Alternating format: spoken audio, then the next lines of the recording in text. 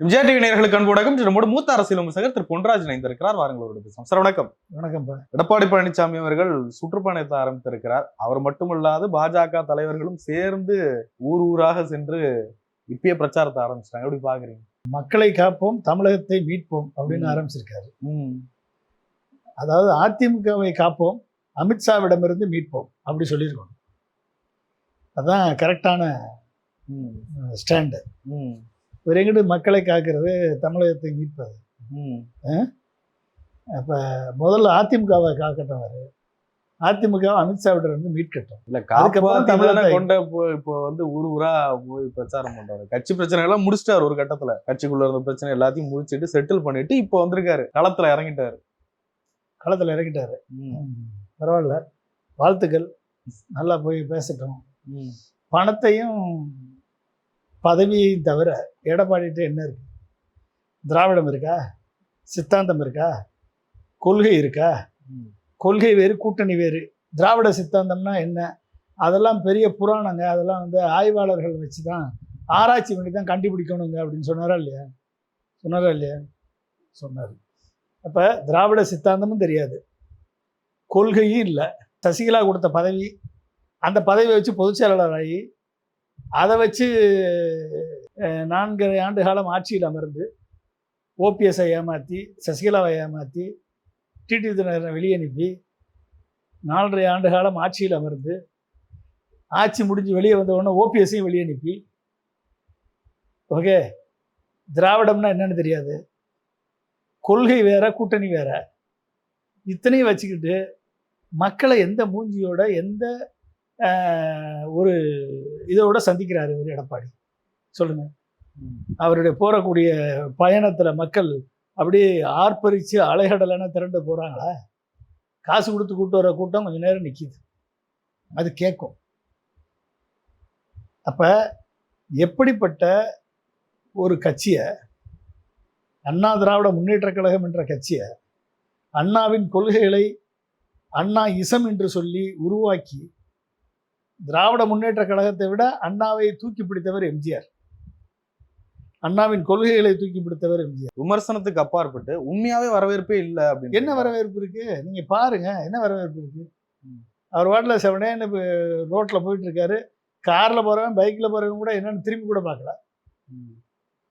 எந்த இடத்துல குறிப்பிட்ட இடத்துல கூட்டத்தை கூட்டியிருக்காங்களோ அங்க போய் பேசுறாரு. எம்ஜிஆர் வரும்போது அப்படியே இருந்தது, ஜெயலலிதா வரும்போது அப்படியே இருந்துச்சு.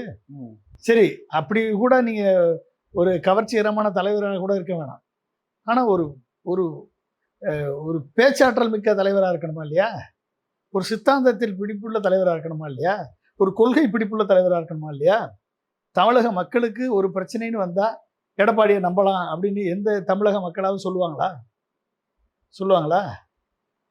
எடப்பாடியை நம்ப முடியாது. எடப்பாடியை நம்பிய சசிகலாவை ஏமாற்றியவர், எடப்பாடியை நம்பிய டிடிவி தினகரனை ஏமாற்றியவர், எடப்பாடியை நம்பிய ஓபிஎஸ்ஐ ஏமாற்றியவர், எடப்பாடியை நம்பிய மோடியை ஏமாற்றி கூட்டணிந்து வெளியே வந்தவர், எடப்பாடியை நம்பிய அமித்ஷா என்ன சொல்றாரு? கூட்டணி ஆட்சி. சென்னையில் வந்து எடப்பாடியை பக்கத்தில் வச்சுக்கிட்டு பேசக்கூட சான்ஸ் தராமல் என்டிஏ கூட்டணி ஆட்சின்னு சொன்னார். அப்போ வாய்மூடி மௌனியாக இருந்தவர் யார்? எடப்பாடி. மதுரையில் வந்து மாநாடு நடத்தி அங்கே வந்து என்டிஏ கூட்டணி ஆட்சி நடக்கும் சொன்னார் யார்? அமித்ஷா. இது ரெண்டுமே இந்தியில் பேசுனது புரியல போல தெரியுது அப்படின்னு சொல்லி தமிழக பத்திரிகையை கூப்பிட்டு, தினமலரையும் தினத்தந்தியும் கூப்பிட்டு பேட்டி கொடுத்து தெளிவாக எழுதி, இது என்டிஏ கூட்டணி ஆட்சி, அதிமுக தலைமையில் நடக்கும், ஆனால் அதிமுகவை சேர்ந்த ஒருவர் தலைமை ஏற்பார், எடப்பாடின்னு சொல்லலை. அடுத்து என்ன சொன்னார்? பாஜக அங்கம் வகிக்கும் கூட்டணி. இவ்வளவு தெளிவாக சொன்ன பிறகும் எடப்பாடி வந்து மக்களை ஏமாற்றி கொண்டிருக்கிறார். கூட்டணி ஆட்சி இல்லை, அதிமுக ஆட்சி தான். யாரை ஏமாத்துறீங்க? அப்ப மக்கள் வந்து தமிழ்நாட்டு மக்கள் என்ன அது கூட தெரியாத மக்களா? இல்ல இவர் ஒத்துக்கணும்ல. யாரு? இவர் வாயால ஆமானம் சொன்னு. இவர் என்ன யாரோ சொல்லிட்டு போறது? இவர் ஒத்துக்கிறதுனா அப்புறம் என்ன? ஒன்னே கூட்டணியை பக்கத்துல வச்சு தானே அனௌன்ஸ் பண்றாரு. சார் சைனிங் அத்தாரிட்டி இவர் தானே. என்ன சைனிங் அத்தாரிட்டி? நீ சைனிங் அத்தாரிட்டி. உனக்கு ஓட்டு போடுற அத்தாரிட்டி யாரு? ஓட்டு போடுற அத்தாரிட்டி? ஓட்டு வாங்குற அத்தாரிட்டி யாரு? அமித்ஷா. ஓட்டு உருவாக்குற அத்தாரிட்டி யாரு? அமித்ஷா. நீ என்ன வேணாலும் சைன் பண்ணிக்கோ, எவ்வளவு நாள் கூட்டணியில் நின்றுக்கோ, நீ ஜெயிச்சா தானே கூட்டணி ஆட்சி அமைப்ப. பிஜேபி எம்எல்ஏக்கள் தயவு இல்லாமல் நீ ஆட்சி அமைக்க முடியாதுன்ற சூழல் ஒன்று கிரியேட் பண்ணிட்டோம்னா, மகாராஷ்டிராவில் கிரியேட் பண்ண மாதிரி கிரியேட் பண்ணிட்டா, எலெக்ஷனுக்கு முன்னால் வரைக்கும் யார் ஷிண்டே தான் முதலமைச்சர். யார் சொன்னது? அமித்ஷா சொன்னார், மோடி சொன்னார், பட்னாவிஸ் சொன்னார். யார் சொன்னது? ஷிண்டே தான் முதலமைச்சர்னு சொன்னாங்க. எலெக்ஷன் முடிஞ்ச பிறகு ஷிண்டேக்கு பெரும்பான்மை கிடையாது, பட்னாவிஸ்க்கு தான் பெரும்பான்மை இருக்குது. பட்னாவிஸ் தான் முதலமைச்சர். மாற்றிட்டாங்களா? வேறு ஷிண்டே நவ். எங்கே இருக்கார் ஷிண்டே? எங்கே போயிருக்கார் ஷிண்டே? எலக்ட்ரானிக் ஓட்டிங் மிஷினு அமித்ஷாட்ட இருக்கு.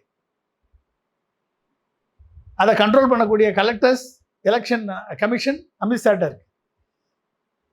ஓகே, நீ யார் எத்தனை வேணாலும் போட்டி போட்டுக்கோ, என்ன வேணாலும் சொல்லிக்கோ, முடிவு பண்ணுறது யாருக்கு சார்? அப்போ ஒரு கட்சியை, அண்ணா திராவிட முன்னேற்ற கழகத்தை, ஒரு எம்ஜிஆர் உருவாக்கிய கட்சியை ஜெயலலிதா தலைமையேற்று நடத்தி ஆட்சி கட்டில் 30 ஆண்டு காலம் ஆட்சி கட்டிலில் அமர்ந்த கட்சி அதிமுகவை இன்றைக்கு நீங்கள் வந்து பிஜேபியுடன் அடகு வைத்து விட்டு வெளியே வந்து வீராப்பு பேசினா எவன் ஏற்றுக்குவான்? என்ன சொல்கிறாரு துக்ளக் ரமேஷ்? என்ன சொல்கிறாரு துக்ளக் ரமேஷ்? யார் துக்ளக் ரமேஷ்? யார்? குருமூர்த்திகிட்ட வேலை பார்க்குறவர் துக்ளக் ரமேஷ். அவர் என்ன சொல்கிறாரு? எடப்பாடி அமித்ஷாவை சிவி சண்முகம் முனுசாமியோட வந்து சந்திக்கல, அமித்ஷாவை தன் மகன் மிதுனோடு சந்தித்தார். யார் சொல்கிறது? நம்ம சொல்லல, நம்மளுக்கு தெரியாது. சொல்கிறது யார்? துக்ளக் ரமேஷ் சொல்கிறார். அப்படின்னு அர்த்தம், அமித்ஷாவை சந்தித்து என் மகன் மேலே இடி கேஸ் ஆக்ஷன் எடுத்துடாதீங்க, நீங்கள் என்ன சொல்லலாம்னு கட்டுப்படுறேன்னு எழுதி கொடுத்துட்டு வந்தவர் யார்? எடப்பாடி தானே. அப்போ அண்ணா திராவிட முன்னேற்ற கழகத்தை பிஜேபியிடம் அடகு வைத்தது எடப்பாடின்றதுக்கு உண்மையா இல்லையா பொய்யா? யார் சொல்றது? அப்போ அங்கே நீ காலில் விழுந்துட்டு வந்து இங்கே வந்து வீராப்பா பேசுவியா? எந்த கொம்பனாலும் அதிமுக அழிக்க முடியாதுன்னு. எந்த கொம்பனும் தேவையில்லை, எடப்பாடி ஒருத்தர் போதும் அதிமுக அழிப்பதற்கு. இல்லை, இதெல்லாம் பெரிய அளவில் அரசியல் பேசுறவங்களுக்கு இந்த நுணுக்கங்கள்லாம் புரியுது. சாமானிய மக்களுக்கு இது புரியுதா? சாமானிய மக்களுக்கு எப்படி புரியாமல் இருக்கும்? இன்னைக்கு தான் போடுற யூடியூப்பை டெய்லி நைட்டு பார்த்துட்டு இருக்காங்கல்ல. உங்களுக்கு நீங்கள் பேப்பர் போகிறதுக்கு முன்னாலே உங்களுக்கு நியூஸ் போய் சேர்ந்துருச்சு சார். பேப்பர் போகிறதுக்கு முன்னாலேயே நியூஸ் போய் சேர்ந்துருது. இல்லை, அப்படியே அவங்க மைண்டில் இருந்தாலும் எடப்பாடி பழனிசாமியின் வருகையினால் அந்த இடத்துல அந்த மனது மாறிடாது. என்ன வருகையில் வந்து என்னது பெரிய இவர் சாமிங் பர்சனாலிட்டி வந்து பெரிய ஒரு இலக்கிய கவிதை நடையோட பேசிடுவார். சரி, இலக்கியம் பேச வேணாம், கவிதை நடையோட பேச வேணாம், மக்களோடு மக்களாக மக்கள் மொழியில் என்னத்தை பேசிட்டாரு? இந்த 2-3 நாள் பேசுகிற என்னத்தை பேசிட்டாரு? அவர் பேச்சில் தொனியில் ஆணவம் அகங்காரம் எல்லாம் தலை தூக்கி நிற்கிது. பேச்சில் தொனியில் ஆணவம் எல்லாமே திட்டங்கள் கொடுத்தேன், திட்டங்கள் யார் முதலமைச்சரானாலும் திட்டங்கள் கொடுத்து தான் இருப்பான். ரோடு போடுவான், கட்டடம் கட்டுவான், காலேஜ் கட்டுவான், எல்லாம் கட்டத்தான் செய்வான். நீ என்ன தமிழுக்காக, தமிழை காப்பதற்காக, தமிழ்நாட்டு மக்களை காப்பதற்காக நீ எழுதிய கோஷத்தை மக்களை காப்போம், தமிழ்நாட்டை மீட்போம்ன்ற. தமிழ்நாட்டை மீட்பதற்கு என்ன செஞ்சீங்க? 4.5 வருஷம் ஆட்சி ஆண்டப்ப தமிழ்நாட்டை மீட்பதற்கு என்ன செஞ்சீங்க சொல்லுங்க? மக்களை எப்படி காப்பாத்தீங்க? நீட்ல இருந்து மீட்டிங்களா? சிஏஏ சட்டத்துக்கு வந்து ஆதரவாக வாக்களிச்சிங்களே, இஸ்லாமிய சிறுபான்மை மக்களை காப்பாத்துறீங்களா? காப்பாற்றலை. ஃபார்ம் பில் 2020 விவசாய பில்லு கிட்டத்தட்ட 1 வருஷத்துக்கு மேலே போராடிய விவசாயிகள் 175 பேர் உயிர் தியாகம் பண்ணாங்களே, அந்த பில்லை நிறைவேற்றுவதற்கு துணையாக இருந்து வாக்களித்தது அதிமுக தானே. அதை நீ விவசாயிகளை கொன்றொழிப்பதற்கு வாக்களித்து விட்டு, விவசாயிகளை பொருளாதாரத்தை அழித்தொழிப்பதற்கு வாக்களித்து விட்டு, இங்கே வந்து விவசாயிகளுக்கு நான் ஆதரவாக நிற்பேன் நீ சொன்னால் நம்புறதுக்கு விவசாயிகள் முட்டாளா? சொல்லுங்க, யாரு? என்னங்க அது? இங்கேருந்து ஐயா கண்ணு தலைமையில் 2 முறை வந்து 20க்கும் 30க்கும் மேற்பட்ட விவசாயிகள் டெல்லியில் போய் போராடினாங்க. தூங்கிட்டு இருந்தீங்களா? ஏன் பிரைம் மினிஸ்டர் அப்பாயின்மெண்ட் வாங்கி கொடுத்துருக்கலாம்ல? என்ன பண்ணீங்க? தூங்குனீங்களா? அதிமுக பிரைம் மினிஸ்டர் விவசாயிகள் அரை நிர்வாணத்தோட போராடும் போதும் நடிகையை பார்த்தாரு, விவசாயிகளை பார்க்கல. நீங்க எப்படி சார் விவசாயிகளுக்கு உறுதுணையா இருப்பீங்க? நேத்து ஒரு முக்கியமான பிரச்சனையை பத்தி பேசியிருக்காரு. எந்த முக்கியமான பிரச்சனை? கோயிலுக்கு கொடுத்த அந்த நிதியை எடுத்து பள்ளிக்கூட கல்லூரி இதுக்கு கல்வி நிலையங்களுக்கு செலவிடுறாங்க அப்படின்னு சொல்றாங்க. ஏன் செலவு? எப்படி எடுப்பீங்க? அதை ஏன் செலவிட கூடாது? கடவுளுக்கு கோயிலுக்கு கிட்டத்தட்ட மு.க. ஸ்டாலினுடைய அரசு 3600க்கு மேல கோயில்களுக்கு கும்பாபிஷேகம் நடத்திருக்காங்க. 7500 ஏக்கர் நிலத்தை 7500 கோடி வந்து மீட்டெடுத்திருக்காங்க ஆக்கிரமிப்பாளர்கிட்ட இருந்து. இன்னும் கிட்டத்தட்ட ஒரு 1500 கோயில்களுக்கு புனருத்தானம் செஞ்சுக்கிட்டு இருக்காங்க. அதாவது புதுமைப்படுத்திக்கிட்டு இருக்காங்க, புதுப்பித்து கொண்டிருக்கிறார்கள். இதெல்லாம் பண்ணிட்டு இருக்கல அரசு. கோயிலுக்கு கொடுக்குற நிதியை, அறநிலையத்துறையில் வரக்கூடிய நிதியை ஒவ்வொரு கவர்மெண்ட்டும் சர்ப்ளஸ் நிதி இருந்துச்சுன்னா அடுத்த ரெக்குயர்மெண்ட்டுக்கு தகுந்த மாதிரி கொடுப்பாங்க. சென்ட்ரல் கவர்மெண்ட் ஃபண்டு கொடுக்கல, இவங்க வந்து ஃபண்டை கல்விக்கு தானே கொடுத்துருக்காங்க. ஆமாம், கல்வி அறிவுக்கு தானே கொடுத்துருக்காங்க. அதில் என்ன இருக்குது? கல்வி கோயில் காசு எடுக்க ஏன் கல்வி கண்ணை திறந்த கோயிலுக்கு இத்தனை செஞ்சுருக்காங்கல்ல, கல்வி கண்ணை திறந்த தப்பா? அப்போ நீ வந்து பிஜேபியினுடைய தாளமாக செயல்படுறாரா எடப்பாடி? இதுக்கும் பிஜேபி என்ன சார்? ஆமாம், என்னங்க சங்கி முழு சங்கியாக மாறி நிற்கிற எடப்பாடியை பார் அப்படின்னு பார்க்க வேண்டியிருக்கு. சந்திரமுகியை பார், முழு சந்திரமுகியாக மாறி நிற்கிற சந்திரமுகியை பார்ன்னு சொல்லுவார்ல அவர், கங்காவை பார், கங்காவை பார் அப்படின்னு. அது மாதிரி வந்து முழு சங்கியாக மாறி நிற்கிற எடப்பாடியை பார் அப்படி தானே சொல்லுவாங்க மக்கள். எதை பேசணும், எதை சொல்லணும், எதை மக்கள் மத்தியில் கொண்டு போய் சேர்க்கணும், ஏதாவது சொல்லி கொடுக்குறாங்கன்னா எழுதி கொடுக்குறோம். என்ன எழுதி கொடுத்துட்ருக்கோம்? ஏன் நீங்கள் எந்த நிதியும் செலவழிக்கலையா?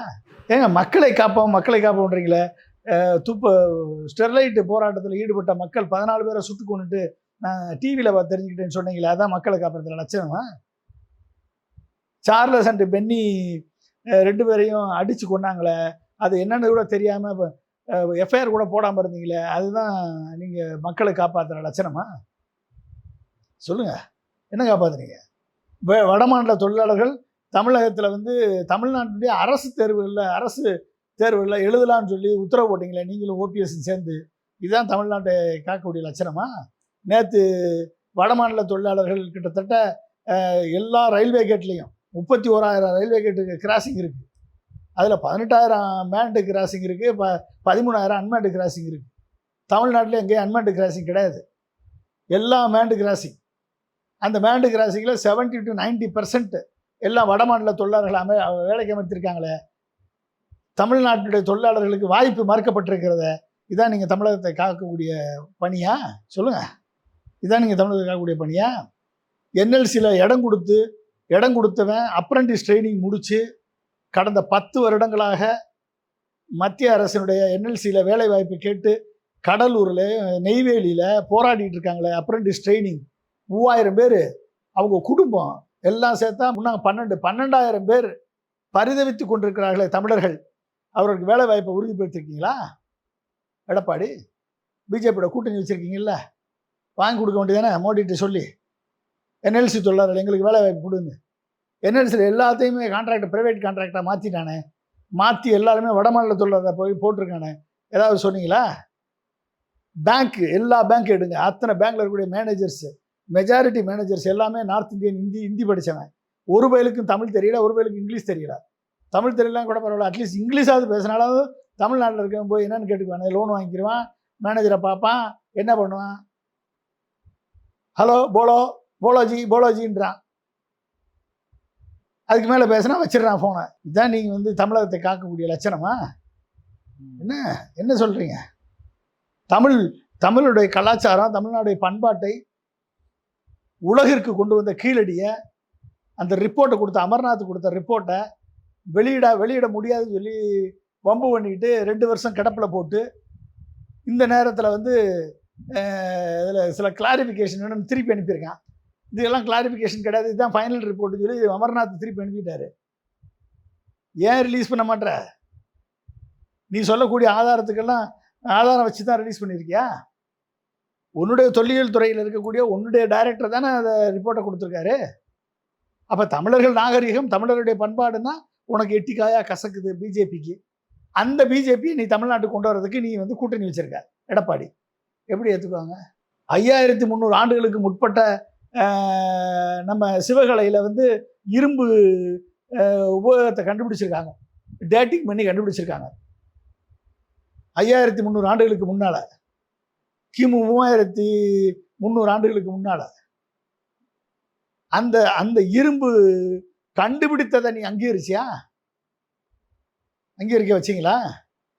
சொல்லுங்க. தமிழ்நாட்டில் புது நேஷனல் தேசிய கல்விக் கொள்கை 2020 இம்ப்ளிமெண்ட் பண்ணலைன்னா, பிஎம்சிரி ஸ்கூலில் அடாப்ட் பண்ணலைன்னா, நான் வந்து சமக்கர சிக்ஷா அபியான் அனைவருக்கும் ஒருங்கிணைந்த கல்வி திட்டத்தினுடைய நிதியை தரமாட்டேன்னு இன்னும் வச்சுக்கிட்டு இருக்க. கொடுத்தீங்களா? யூபிஏ கவர்மெண்ட், மன்மோகன் சிங் கவர்மெண்ட்ல கிட்டத்தட்ட மன்மோகன் சிங் கவர்மெண்ட்ல நம்ம கொடுத்த வரி, அந்த வரிக்கு ரிட்டனா வாங்கின பர்சன்டேஜ் எவ்வளவு தெரியுமா? 76%. நம்ம கொடுத்த வரியில ரிட்டர்ன் வந்த, நம்மளுக்கு டாக்ஸ் டெவல்யூஷன்ல ரிட்டர்ன் வந்த பணம் 72%. கடந்த 10 ஆண்டுகள்ல மோடி கவர்மெண்ட்டுக்கு நம்ம கொடுத்த வரி பணம் 6 லட்சம் கோடி. நம்மளுக்கு வந்த பணம் எவ்வளவு? 36% தான் அதுல இருந்து வந்திருக்கு. டாக்ஸ் டெவல்யூஷன்ல. டாக்ஸ் டெவல்யூஷன்ல நீ எப்படி 36% குறைச்ச? 72% மன்மோகன் சிங் கவர்மெண்ட்ல வாங்கியிருக்கோமே நாங்க. 2 லட்சம் கோடி டாக்ஸ் கட்டியிருக்கோம். 1.5 லட்சம் கோடி எங்களுக்கு வந்து டாக்ஸ் டெவல்யூஷன்ல வந்துச்சு மன்மோகன் சிங் கவர்மெண்ட்ல. இன்னைக்கு 6 லட்சம் கோடி டாக்ஸ் கட்டியிருக்கோம். நீ கொடுத்த பணம் எவ்வளவு? டாக்ஸ் டெவல்யூஷன்ல 2.5 lakh crore. மிச்சம் இருக்க 2.5 lakh crore கிராண்ட்ஸு, மற்ற சென்ட்ரல் கவர்மெண்ட் ஸ்கீம். நான் கொடுத்த வரியில ஏன் எனக்கு 36% கொடுக்குற? இல்ல இதையெல்லாம் கடந்து கூட எடப்பாடி பழனிசாமி இதெல்லாம் மோடி எவ்வளவு நன்மைகளை செஞ்சிருக்காரு. என்ன செஞ்சிருக்காரு? லிஸ்ட் போடு. அவங்களோட கூட்டணி வச்சதுனால எதிர்கட்சிகளுக்கு உறுத்துது. என்னத்த பயப்படுறாங்க? நீ அதிமுக அழிக்க போறீங்க. மக்கள் வந்து எடப்பாடி பழனிசாமி இருக்க அழிச்சிட முடியும். கண்டிப்பா எடப்பாடி தான் அழிப்பாரு. எடப்பாடி தான் அழிப்பாரு. மக்கள் வந்து அதிமுகவை இந்த முறை தோற்கடித்து அதிமுகவை காப்பார்கள். தோற்கடித்து அதிமுகவை மீண்டும் உயிர்ப்பிப்பார்கள். தோற்கடிச்சு தான் காப்பாற்ற முடியும். ஏங்க, ஒரு தலைவனா இருக்கவன் நீக்கினவன் தான்றான். யாரையும் சேர்க்க முடியாதுன்னு அகங்காரமா ஆணவமா பேசுறாரு. நான் கூட்டணி வச்சா, நான் கூட்டணி பெரிய கூட்டணி அமைப்பேன்னு சொல்லி 2024 கூட்டணியை வைக்க முடியாம தோத்தீங்க. 2026 26 வைக்க மாட்டேன், 24 வைக்க மாட்டேன், 26 வைக்க மாட்டேன், 30 29 வைக்க மாட்டேன், பிஜேபியுடன் கூட்டணி வைக்க மாட்டேன்னு சொல்லிட்டு இப்போ பிஜேபியோட கூட்டணி வச்சிருக்கீங்க. அப்ப எப்படிப்பட்ட ஒரு முரண்பட்ட தலைவராக எடப்பாடி இருக்கார்? உனக்கு சித்தாந்தம் தெரியாது, கொள்கை கிடையாது, கூட்டணி மட்டும் வச்சுக்குவ. சித்தாந்தம் இல்லாதவன, கொள்கை இல்லாதவன, உங்கள் தலைவர்களை அவமானப்படுத்தும் போதும் மேடையில் உட்கார்ந்து மிச்சர் தின்னுக்கிட்டு இருந்தவங்க அமைச்சர்கள், 4 அமைச்சர் வந்து உட்கார்ந்து மிச்சர் தின்னுட்டு இருக்காங்க. இப்படிப்பட்டவர்கள் எப்படி தமிழ்நாட்டு மக்களது நலனை காப்பாற்றுவார்கள்? மத்திய அரசிலிருந்து தமிழ்நாட்டு மக்களின் உரிமை குரலாக எப்படி ஒலிப்பார்கள்? தமிழ்நாட்டு மக்களுக்காக எப்படி குரல் கொடுப்பார்கள்? தமிழ்நாட்டு மக்களுக்கு ஒரு அநீதி நடந்தால் எப்படி அவர்கள் எதிர்த்து நிற்பார்கள்?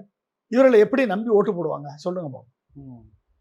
ஒட்டுமொத்த பாஜகவும் தமிழர்களுக்கு எதிராக, தமிழர் நலன்களுக்கு எதிராக தனது ஒட்டுமொத்த செயல்பாடுகளையும் வகுத்தளித்திருக்கிறது, வகுத்து செயல்பட்டு கொண்டிருக்கிறது. நீ பிஜேபிக்கார மாதிரியே நீ பேசணும், என்ன அர்த்தம்? ஏன் பிஜேபி ஜெயிக்க மாட்டேங்க? ஏன் அந்த கர்நாடகாவில் ஜெயிக்குது, ஆந்திராவில் ஜெயிக்குது ஒரு சில நேரங்களில்?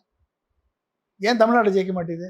ஏன்னா தமிழ்நாடு பிஜேபிக்காரங்க எல்லாருமே டெல்லி பிஜேபி என்ன சொல்லுதோ அதை இங்கே வந்து வாமிட் பண்ணுவாங்க. கர்நாடகா பிஜேபிக்காரன் என்ன பண்ணுவாங்க? கர்நாடகா பிஜேபி என்ன சொல்லுதோ அதை தான் டெல்லி கேட்கணும்னு. அதனால தான் பிஜேபி அங்கே ஜெயிக்குது. தமிழ்நாட்டில் இருக்கவங்க யாரு? அண்ணாமலை உட்பட அனைவருமே டெல்லி பிஜேபியினுடைய ஆட்டு விக்கும் பொம்மைகளாக செயல்பட்டதன் காரணமாகத்தான் பிஜேபி இங்கே எந்திரிக்கவே வாய்ப்பு இல்லாமல் இருக்கு. அப்ப மதவாதத்தையும் இனவாதத்தையும் ஜாதியவாதத்தையும் வைத்து ஜாதி பிரிவினையை உருவாக்கி, மத பிரிவினையை உருவாக்கி ஒரு கட்சி தமிழர்களிலே பிளவு உருவாக்கும் என்று சொன்னால் அந்த கட்சியை தூக்கிட்டு வந்தா எப்படிங்க ஏத்துக்குவீங்க? எப்படி ஏத்துக்குவீங்க? நிறைய விஷயங்களை பயன்படுத்தி ரொம்ப நன்றி. நன்றி.